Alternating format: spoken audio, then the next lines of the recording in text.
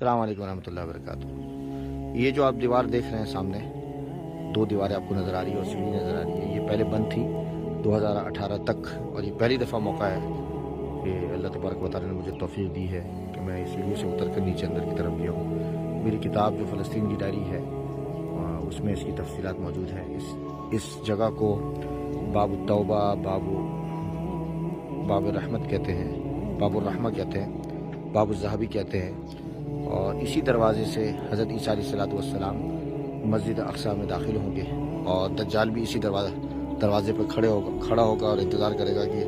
اس کو اندر داخلے کی اجازت دی جائے گی، لیکن فرشتے اس کو اس داخلے کی اجازت نہیں دیں گے۔ اور اس کے بالکل عقب کے اندر باب الرحمہ قبرستان ہے، اور اس کے بعد جو ہے وہ جبل زیتون ہے، اور یہ جو دیکھ رہے ہیں یہ جو دیوار ہے، اور اس کے اس طرف دائیں طرف جہاں میری انگلی ہے یہاں قبۃ صخرہ ہے، اور پھر مسجد قبلی ہے۔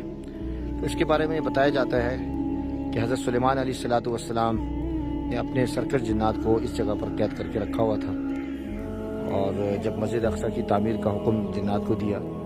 تو حضرت سلیمان علیہ السلام اسی مقام پر مطلب کافی عرصے تک اپنے عصا کے سہارے کھڑے رہے، اور بتایا جاتا ہے کہ حضرت سلیمان علیہ السلام کا پھر انتقال ہو گیا اور اسی جگہ پر ان کو دفنایا گیا۔ لیکن کوئی ایسی روایت ہمیں نہیں ملتی، یہاں کے لوگ بتاتے ہیں، اور اس دیوار کے پیچھے ایک چھوٹا سا بہت نیچے جا کے اتر کے ایک علاقہ ہے جبل طور کے نیچے، وہاں حضرت سلیمان علیہ السلام کی خبر بتائی جاتی ہے۔